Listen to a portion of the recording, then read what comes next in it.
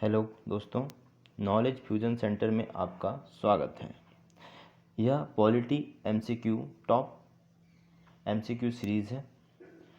यह series previous year question के analysis पर आधारित है। यहाँ आप अपनी तैयारी को जांचिए और अपने प्रिपरेशन का स्तर चेक कीजिए। चलिए ज़्यादा देरी न करते हुए स्टार्ट करते हैं पहले क्वेश्चन से। निम्नलिखित में से किस अधिनियम के अंतर्गत भारतीय विधान परिषद को बजट पर बहस करने की शक्ति प्राप्त हुई? किस अधिनियम के अंतर्गत भारतीय विधान परिषद को बजट पर बहस करने की शक्ति प्राप्त हुई, ये आपको बताना है। ठीक है, तो इसके ऑप्शन ए है भारतीय परिषद अधिनियम 1861, भारतीय परिषद अधिनियम 1892, भारतीय परिषद अधिनियम 1909 और भारतीय शासन अधिनियम 1919। तो इसका सही आंसर है भारतीय परिषद अधिनियम 1892। इसके अंतर्गत जो है बहस करने का अधिकार प्राप्त हुआ, परंतु मतदान का अधिकार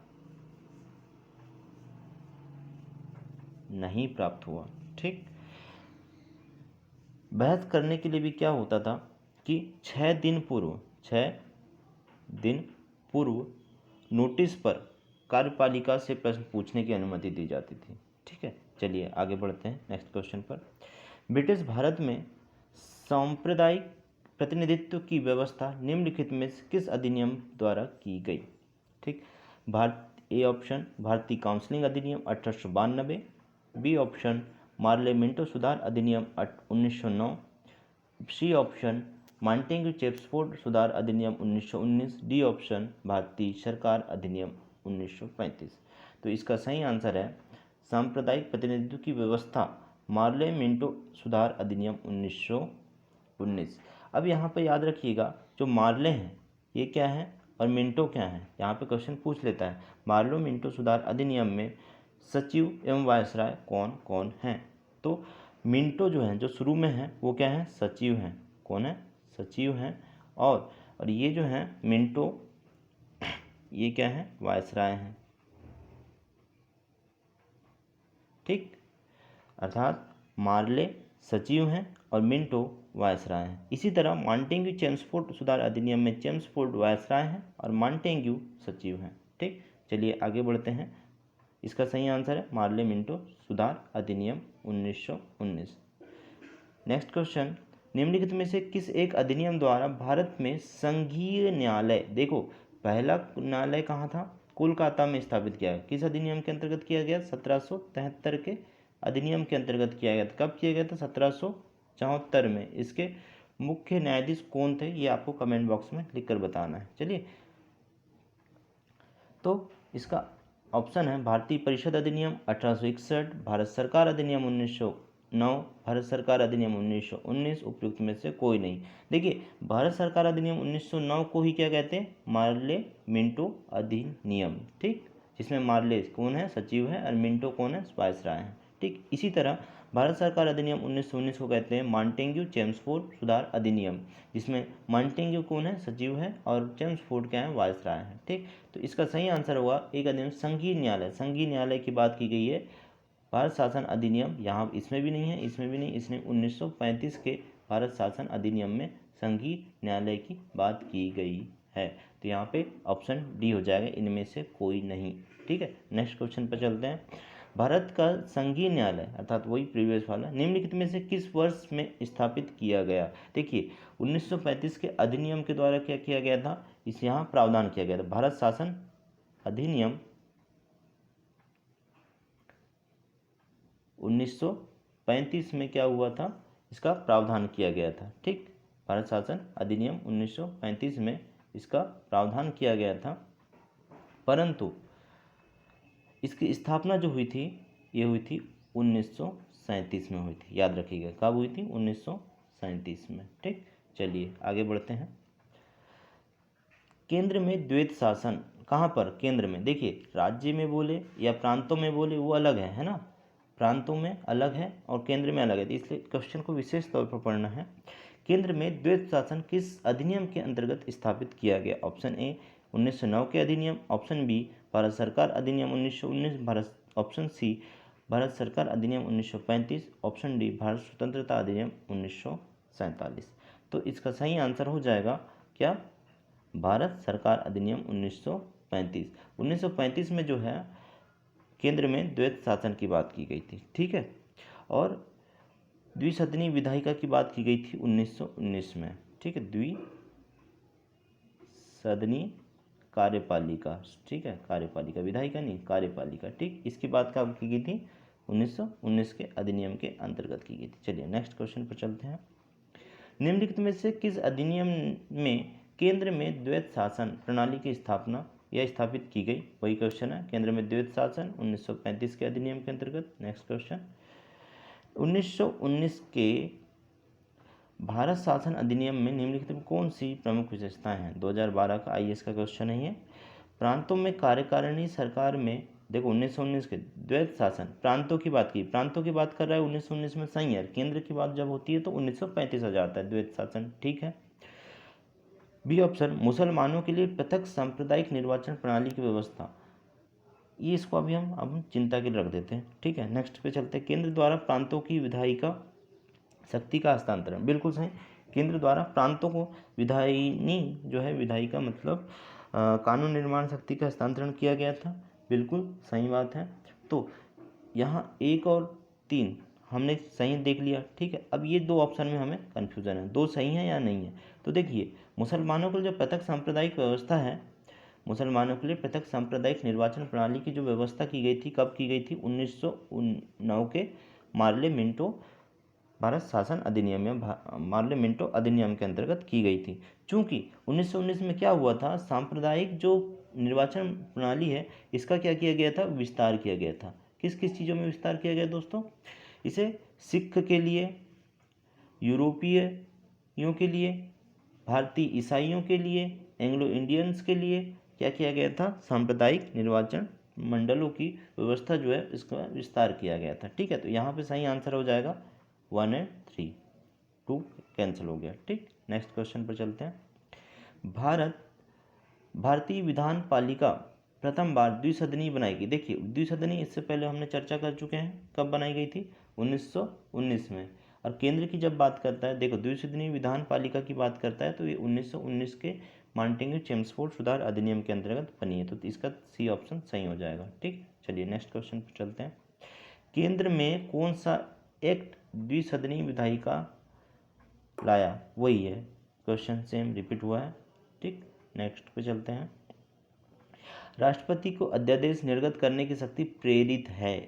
राष्ट्रपति को अध्यादेश जारी करने की शक्ति जो है प्रेरित है, क्योंकि ये बताइए, चलिए संविधान में राष्ट्रपति को अध्यादेश जारी करने की शक्ति किस अनुच्छेद के अंतर्गत है? तो याद रखना 1, 2, 3 ये है अध्यादेश जारी करने की शक्ति। 1, 4, 3 इसके अंतर्गत राष्ट्रपति जो है सुप्रीम कोर्ट से सलाह मांग सकता है, ठीक। उसके साथ साथ 1, 1, 1, 111 जो है ये इसके अंतर्गत क्या होता है? वीटो प्राप्त है राष्ट्रपति को, ठीक। इसके अतिरिक्त 72 इसके अंतर्गत क्या है? राष्ट्रपति को क्षमादान की शक्ति प्राप्त है, ठीक। तो इस तरह से मैंने 4-5 एक्ट बता दिया आपको। चलिए आगे बढ़ते हैं।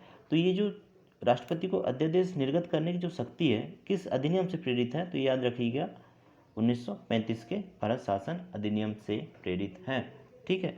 चलिए आगे बढ़ते हैं नेक्स्ट क्वेश्चन पर। निम्नलिखित में से किस अधिनियम द्वारा संवैधानिक निरंकुशता का सिद्धांत प्रवृत्त किया गया? संवैधानिक निरंकुशता, देखिए संवैधानिक निरंकुशता का सिद्धांत, संवैधानिक निरंकुशता का सिद्धांत किस अधिनियम द्वारा? तो देखिए 1909 में ऐसा कोई प्रावधान नहीं था, 1919 में भी नहीं था, 1947 का तो भारत शासन अधिनियम ही था। संवैधानिक निरंकुशता का सिद्धांत जो है ये भारत शासन अधिनियम 1935 के अंतर्गत लाया गया। इसी में क्या क्या प्रावधान थे 1935 में? दरअसल इसके बारे में जान लेते हैं। इसके अंतर्गत संघीय न्यायपालिका की बात की गई, इससे पहले हमने देख चुका है इसे, ठीक है। केंद्र व राज्यों के बीच शक्तियों का विभाजन किया गया, ठीक है। भारतीय संघ की बात की गई, ठीक है। उसके साथ साथ अवशिष्ट शक्तियाँ किसे दी गई? वायसराय को दी गई। ये सारे किसके अंतर्गत है? 1935 के अधिनियम के अंतर्गत। चलिए इस क्वेश्चन का आंसर है संवैधानिक निरंकुशता का सिद्धांत 1935। ठीक, आगे बढ़ते हैं।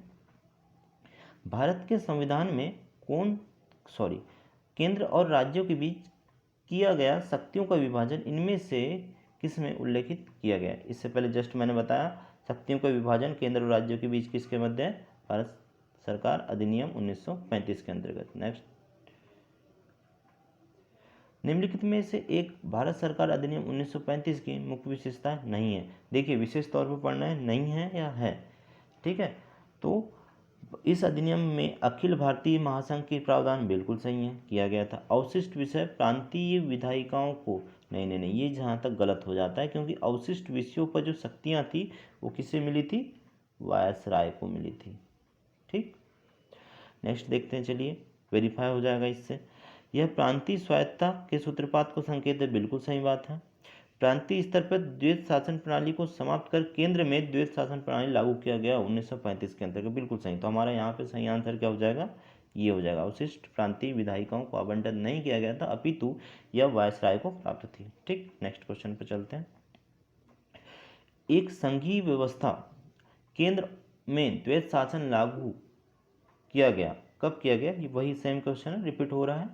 1935 का भारत शासन अधिनियम।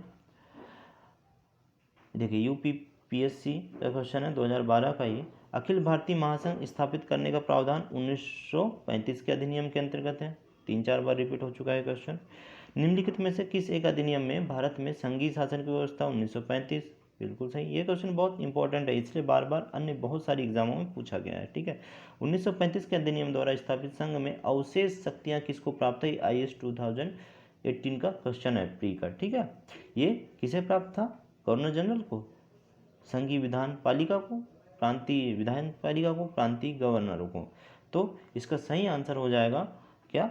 गवर्नर जनरल को। प्रांतीय को नहीं था, प्रांतीय आएगा नहीं। संघीय विधान पालिका को नहीं था, जबकि वायसराय को था। उसी को एक दूसरे लैंग्वेज में इन्होंने बोला है गवर्नर जनरल। देखिए गवर्नरों और गवर्नर जनरल यहाँ पे अंदर होता है, तो ये प्रांतीय से आप इसको क्या कर सकते हैं? एलिमिनेट कर सकते हैं। ठीक है, तो इसका सही आंसर हो जाएगा क्या? देखिए यूपीएससी के क्वेश्चन ही होते हैं अपने थॉट ऑफ प्रोसेस से कुछ तो माइंडसेट बनाने की। ठीक है, देखिए इसमें रटे रुटान चीज़ें काम बहुत कम हद तक काम आती है, वो मददगार साबित होती जरूर है, परंतु कोई कहे कि सिर्फ रट ले तो नहीं होगा काम। ठीक है, चलिए आगे बढ़ते हैं। निम्नलिखित में से कौन सा एक भारत शासन अधिनियम 1935 में स्वीकार किया हुआ महत्वपूर्ण एवं स्थायी अवयव नहीं है, पूछा है। ठीक है, तो इनमें से कौन सा ऐसा अवयव है जो इसका स्वीकार एवं नहीं किया गया है, स्थायी अवयव नहीं है? ठीक है, देश में देश के लिखित संविधान का कोई प्रावधान मैंने तो शायद पढ़ा नहीं, ऐसा यदि आपको लगता है चलिए इसका अपन कन्फ्यूजन है तो इसको रख देते हैं अभी। विधानमंडल में निर्वाचित एवं जवाबदेह प्रतिनिधि, बिल्कुल सही बात है। ठीक है, एक संघ का योजना या विचार किया गया तो बिल्कुल सही। विधानमंडल के लिए सरकारी सदस्यों को समविचित नॉमिनेट किया गया, विधानमंडल के लिए सरकारी सदस्यों को नॉमिनेट किया गया, तो ये भी बात सही है। ये आप विस्तार पूर्वक डिटेल में पढ़ेंगे तो ये भी आपको मिल जाएगा। लेकिन जो है लिखित संविधान का ऐसा कोई बात नहीं की गई। देश के लिखित संविधान की तो बात कब होती है भाई? संविधान की बात होती है, कैबिनेट मिशन आता है 1946 का, उसके पश्चात जो है संविधान के निर्माण के ऊपर विचार किया जाता है। ठीक है, चलिए आगे बढ़ते हैं। 1935 के गवर्नमेंट ऑफ इंडिया एक्ट क्यों महत्वपूर्ण है? ठीक है, क्या भारतीय संविधान का प्रमुख स्रोत है? बिल्कुल सही बात है। इसके द्वारा भारत में स्वतंत्रता मिली। देखिए इसके द्वारा स्वतंत्रता मिली कि हमको, चलो एक प्रकार से हम इसे मान भी लेते हैं कि एक सहायक के रूप में ये काम करता है। ठीक है, इसके द्वारा भारत विभाजन उल्लेखित है, ये तो बिल्कुल सरासर गलत है, क्योंकि 1947 का जो अधिनियम था उसमें क्या किया गया था कि विभाजन की बात की गई थी। ठीक है, इसके द्वारा रियासतों को समाप्त करने की बात, ऐसा कोई प्रावधान नहीं था। इसके द्वारा भारत में स्वतंत्रता मिली, स्वतंत्रता 1947 के भारत शासन अधिनियम के द्वारा प्रावधान किया गया। तो यहाँ पे सही आंसर हो जाएगा ए। भारतीय संविधान का प्रमुख स्रोत क्या है? भारत शासन अधिनियम 1935। निम्नलिखित अधिनियमों में से किस अधिनियम के फलस्वरूप बर्मा को भारत से अलग किया गया? देखिए बर्मा को भारत से अलग किया गया, काफ़ी इंपॉर्टेंट क्वेश्चन है ये, क्योंकि ये ऐसे क्वेश्चन होते हैं जो जनरली सुनने में नहीं आते हैं, और हमारे क्वेश्चन जो हैं सामान्य क्वेश्चन को तो आप कहीं पे भी देख लेते हैं, परंतु ऐसे क्वेश्चन जनरली नहीं आते, और यही क्वेश्चन हम गलत कर बैठते हैं। ठीक है, चलिए इसका सही आंसर है government of India act 1935। Government of India act 1935 के अंतर्गत जो है बर्मा को भारत से पृथक कर दिया गया। ठीक है, चलिए नेक्स्ट क्वेश्चन पे चलते हैं। चलिए यहाँ पर हमारे जो सीरीज़ है ख़त्म हो जाती है। तो इस तरह से हमने यहाँ पर पॉलिटी के क्वेश्चंस डिस्कस किए।